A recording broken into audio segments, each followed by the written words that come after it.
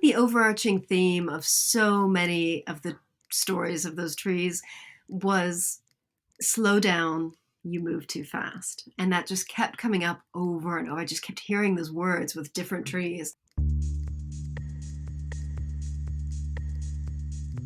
This is The Butterfly Effect, a podcast that shows the big impact a small action can do. Tali Orad is talking to those special people that make a difference with nature and trees. Welcome everyone to The Butterfly Effect. My name is Tali Orad. I'm your host and your butterfly here. My special guest today is Holly Worton. Holly is an author, podcaster, and speaker. She writes nonfiction books about her adventures to inspire people to get outdoors and reconnect with nature as a way to reconnect with themselves. Holly enjoys spending time outdoors, walking and running long-distance trails, and exploring Britain's secret sites.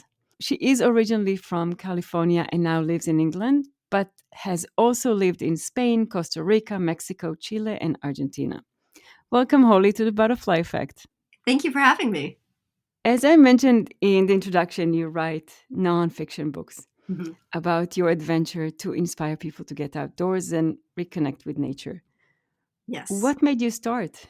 I've always enjoyed writing. I wrote books for myself as a child, and then I quit writing for many, many years.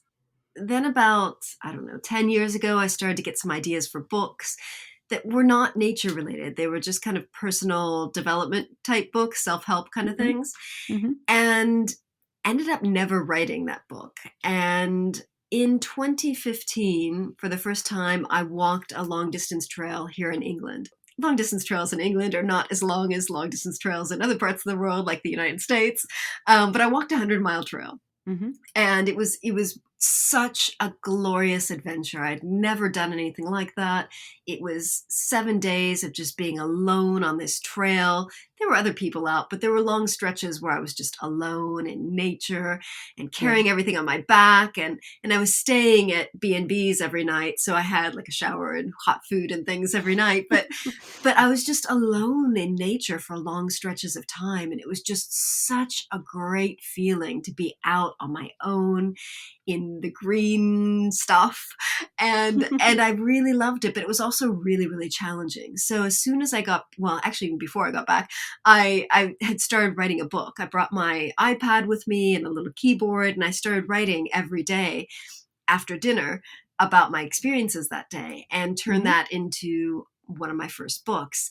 And I did it because I'd had such a great adventure and experience, and I wanted to encourage other women to get out and try something like that for themselves. And so I wanted to teach them all my mistakes so they could avoid them, and just encourage them to have that kind of experience in nature, because it was really life-changing for me, and it just really started me off on a new path of having adventures like that. So that was the first book.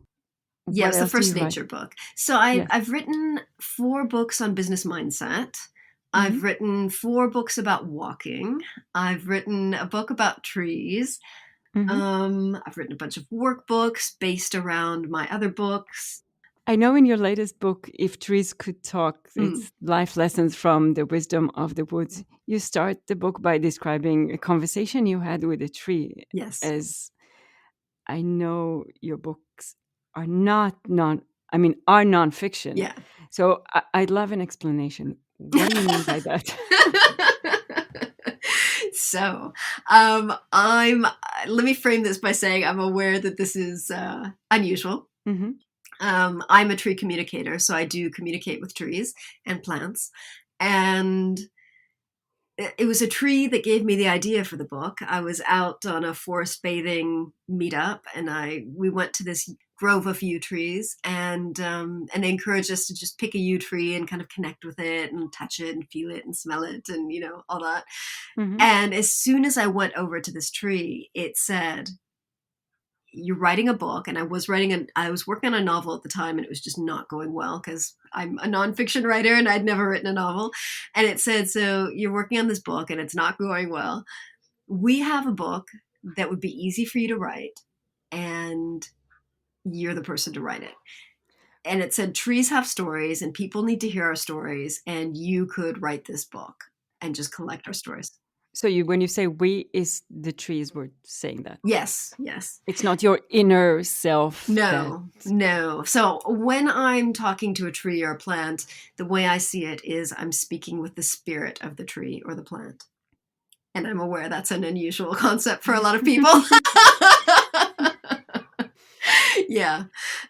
So I'm trained in plant spirit healing. Like I've worked with plant spirits for many years and tree spirits. So this is kind of a normal thing for me, but I'm aware that it's not for a lot of people. So the tree gave me this idea. And from there, I just went out and I spent almost an entire year collecting the stories of 28 trees, which I put into that book.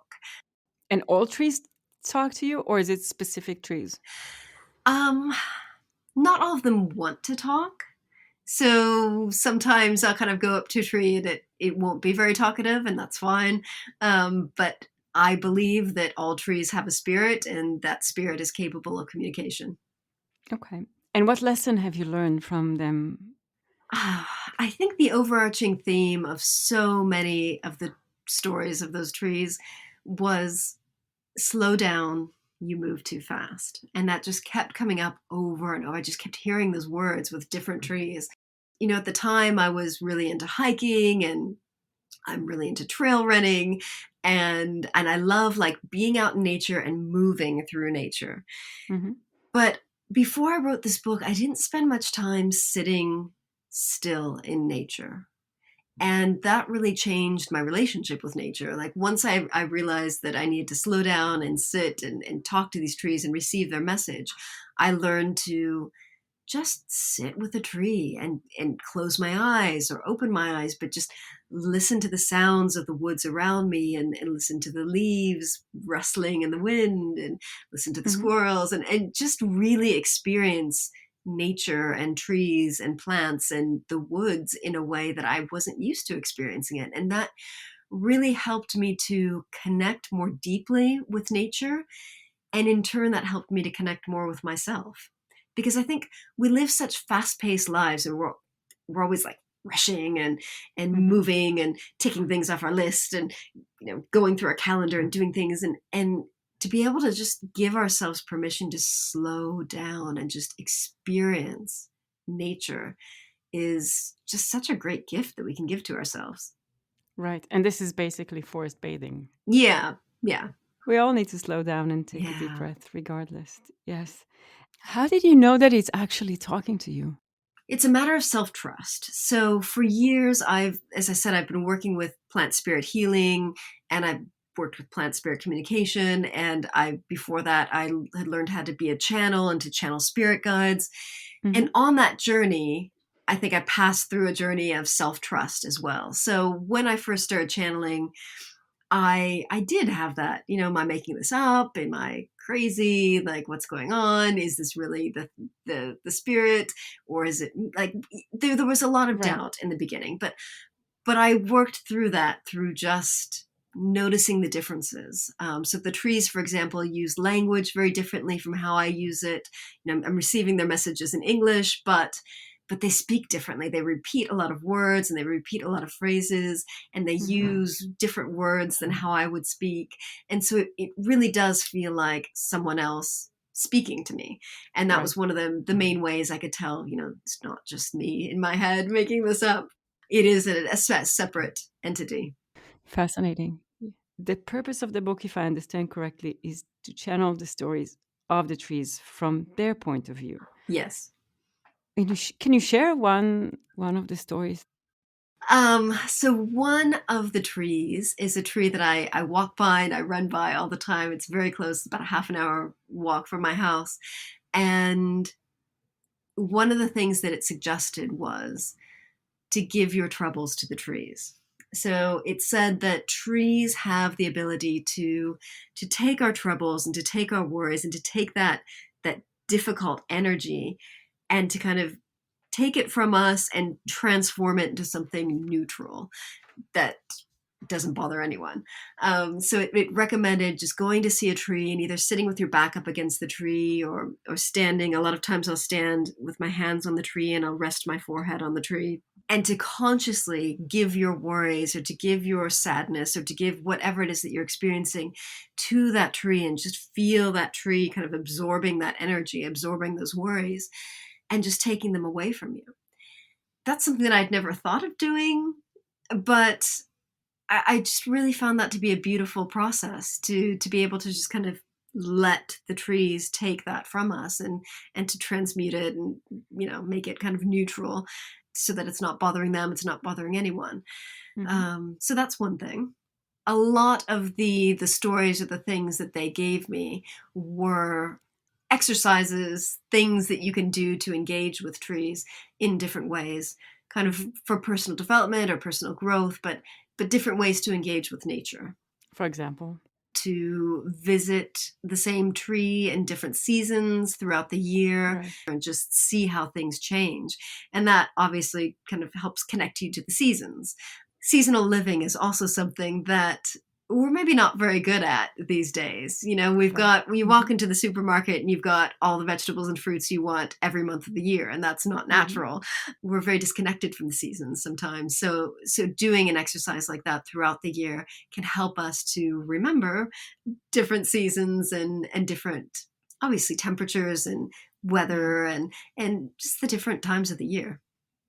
So in a way, if I understand correctly, the stories are basically lessons that the trees are teaching you, and you are in a way are the bridge between them and the rest of the world to kind of like Yes. spread the word. Yes. That's beautiful. Yes. Yeah, I kept getting the sensation throughout the year as I was talking to these trees that they really want to help us. They want to help us reconnect to nature, because not only is it going to be better for us and for humanity, that's going to have a knock-on effect on how we treat the planet and how we treat the world. And can anybody speak with trees I and get believe, an answer? yeah, Right. I absolutely, yeah. One thing is speaking, another thing is getting the answer. I absolutely think if you are open and curious and you're open to the possibility and it's something that you're interested in, absolutely believe that anyone can do it. Now, you might not do it on the first try, but like I always say, you wouldn't pick up a musical instrument and expect to play it perfectly in the first day. Right. Like, it's a Right. skill like anything else. But it's not the kind of thing that, like, you're either born with a gift or you're not. You can absolutely learn how to do it. And how can you do that? It goes to going back out into nature, slowing down, spending some time sitting with a tree, and really connecting to all of your senses. It's a basic forest bathing stuff, like connecting Right. to what do you smell? What do you taste? What do you hear? What do you see? And then from there, being aware of the different clair senses. So we've all heard of clairvoyance, but clairaudience is how I communicate with the trees, because I hear their voice in my mind. It's not a very direct communication like we're having now, where we're both speaking verbally, obviously, because Right. trees don't Right. have vocal cords. It's more of a subtle communication. So you need to be aware of, you might hear a voice in your head, you might see an image, get an image of something that serves as a symbol for what they want to communicate. You might get a taste in your mouth that again serves as a symbol for the message. You might smell something, you might feel something. So it might come in many different ways. It might not be as clear as a voice. So just be aware of all the different ways that it might communicate with you, and just be open to seeing what happens. That is fascinating. Do you hear them all the time? I do, yes. So like when I reach out to a tree, I will hear the voice come back. And like I said, not all trees want to talk, so sometimes I might get a tree that's like, no. Right. So yeah, but a lot of times I've just gotten used to, when I go for a trail run now, I might just kind of run through and just say, hello, trees. And, and I might hear some voices back, but when I'm running, obviously that's different. But it's something that's become like a normal part of my outdoors life now. Right. Now I know there's some very ancient trees and there's some that are Yes. young. Do you hear a difference in their messages from the younger trees to the older trees? I mean, I'm assuming you got to meet both. Yes. Yes, that's a really good question. And no, I haven't, because one of the things that the trees have said to me is that they pass down their wisdom from generation to generation through the woods and through their communities. So a young tree is not necessarily just have knowledge that it might have acquired through its short life, but it's Hmm. got all the knowledge of its ancestors as well. Wow. And actually, whether you believe it or not, Yeah. is besides the point. There's so many great values that you share that we can reflect on from those stories. And Yeah. I appreciate that. Yeah. I actually am still going to dig in and ask you. Yeah. I feel like there are stories of trees, Mm. there's more than just a message that they are portrayed to us. Yeah. So they lived longer Mm-hmm. lives, and they have stories, different gossip than we do, but I'm assuming different politics also, but Yeah. they do have stories, Yeah. and I would just love if you can share one of them. Yeah, well, there was one of the first trees. Actually, I think it is the first tree in the book. I call it Lone Oak. It's this plantation forest, so it's non-native trees, evergreen trees, and this Hmm. one old oak tree, which is like basically dead and dying, and it's the only native tree left in this forest, which is a commercial forest, and part of that tree's story was how things have changed. All of his community was cut down to build this Hmm. forest, and Hmm. just the sadness of being like the only one in that area and just being alone. And it just, I haven't been back to that tree in a long time, but I need to revisit it. It felt very sad. Right. And then conversely, talking also about commercial woodlands, I've always felt, I don't know, like I don't like commercial forests. I don't like that plantation of trees, all the same Hmm. species. I like, Right. native natural forests that have a mix of trees and plants.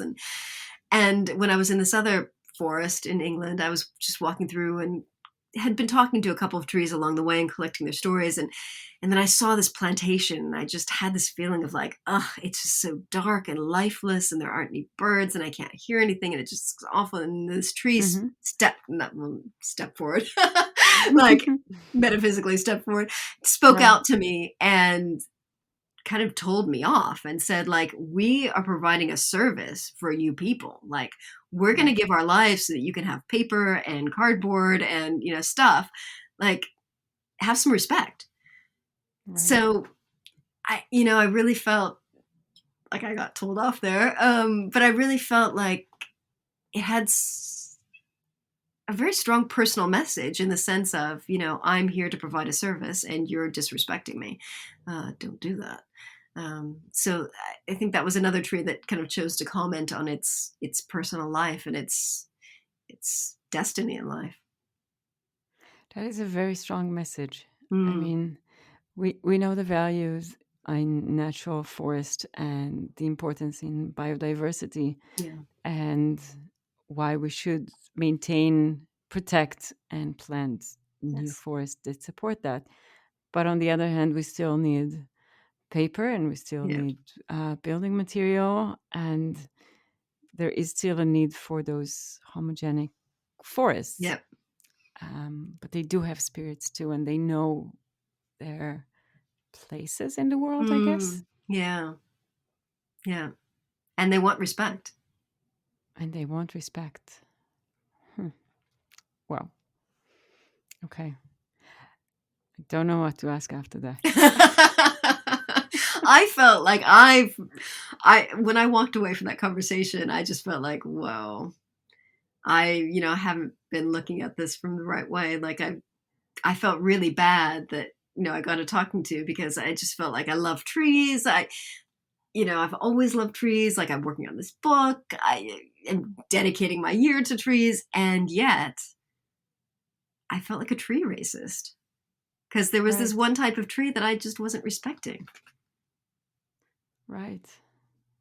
In a way, it's a very big reflection on who we are and Mm, what we are, and how we treat ourselves and others is how we should treat trees. yeah. Are there ever fights in between trees like we have for humanity? So once I connect with the tree in real life, I can kind of connect remotely with the tree.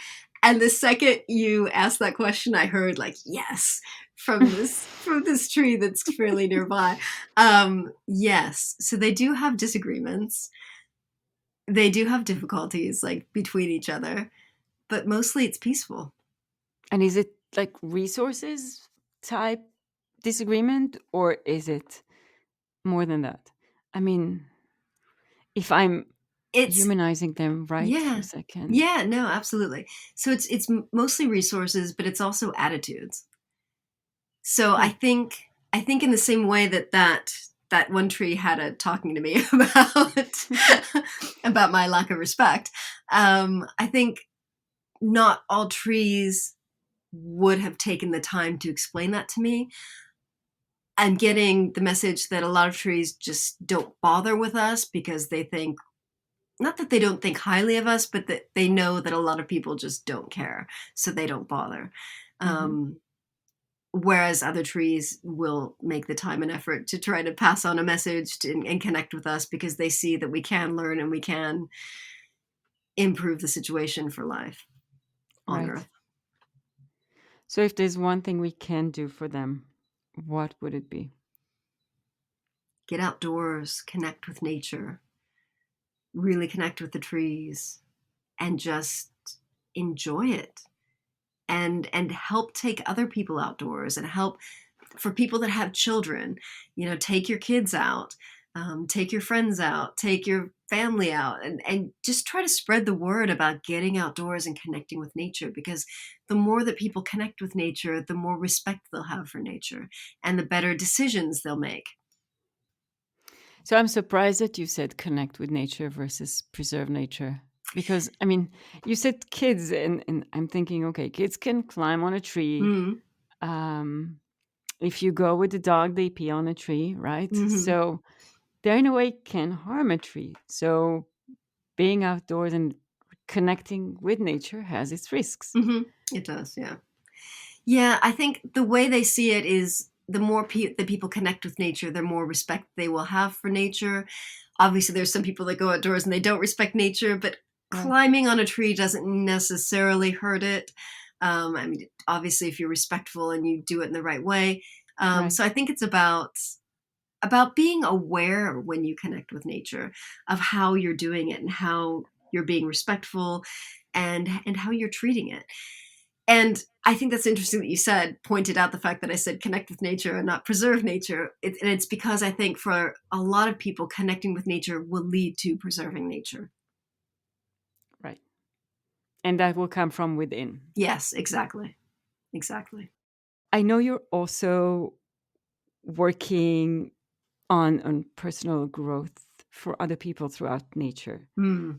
And I'm just curious, how do you see going literally into the woods and spending time in nature can help us on our own journey of personal development? Basically, I mean, the very first thing that comes to mind is, as we said earlier, slowing down and just relaxing and releasing stress. I just think anytime we get outdoors into green spaces, it's just such a great stress management activity. Hmm. But I think also when we get out into nature and we engage in outdoor adventures, that can help us with so many things. It can help us to build our resilience. It can help us to stretch out of our comfort zone. It can help us to rekindle that sense of joy we get from doing new things or from doing different things. I mean, every time you go out into nature, it's going to be slightly different because the weather's going to be different, the Hmm. season's going to be different. So it really just helps us to try new things and to experience new things, and we learn from all of our adventures and from every time we step out into nature. So I think there's so many things that we can do in nature, and I think it's just a matter of finding what brings you joy outdoors and doing more of that, and then learning from those experiences, and then always trying new things or new ways of doing that thing in the outdoors and in nature. And I just think that's a fantastic way to connect with nature. Even those, I mean, you mentioned adventures. Adventures Hmm. can be sitting and do forest bathing for Yeah. one person, and it can be running or camping or Hmm. climbing trees, right? It It can can be be various things. anything. It can be anything. And I think that's why it's so important to find what works for you and to find what you enjoy doing. I mean, I love camping. I love taking my tent and going out camping. Hmm. But someone else might hate camping, or someone else might, want to go cycling or running or hiking, or I mean, there's so many things you can do. And I think that doing these things outdoors rather than doing them indoors, like at the gym, Hmm. is just a great way to get in nature. Right. And you mentioned at the beginning that you made a few mistakes in your 100 miles Hmm. walk, which, oh my God, I applaud you. Thank you. What were the mistakes that you made, and how would you recommend people to avoid them? A lot of it was foot care management and blister management and how to prevent blisters. You're very dependent on your body when you do something like this. So you need to take Right. care of yourself. If you're going to be walking 10 or 15 miles a day for a week, like you need to make sure that your personal body management is as efficient Right. as possible, and you're really looking after yourself, because if you don't look after your feet, it's going to be really painful and difficult. But I think one of the most important things that I've learned from not just that walk, but from my outdoors adventures in general, is that I'm capable of so much more than I thought I was. And that's something I've learned, like I said, through being outdoors in nature and doing Hmm. these things. I earlier this year I ran a 100-kilometer race, first time I'd ever done that distance, and I got back from it and I just thought, if I could do that, like what can't I do? I Right. mean, it was very unusual weather conditions. It was extremely muddy. Thankfully I didn't fall, but it was so slippery and difficult and challenging, and I learned so much from it, because I learned I was capable of doing that, and at the same time I was out in nature all day long, and it was just absolutely wonderful, and it was just such a great way of connecting with nature. I would say that I would argue that everybody can achieve those things only if Yeah. they want to. Yeah. What advice would you give to those who want to start? Find what piques your interest. I've been a runner on and off my entire life, but it wasn't until last year that I started thinking about running longer distances like that outdoors. Hmm. So find what's interesting to you and then feed your mind with stories of other people doing those things. Because not only do you learn practical things about how you might be able to do that yourself, but it just makes you think that's normal. And I was Right. just thinking the other day about how, like, my husband and I are running these longer distances.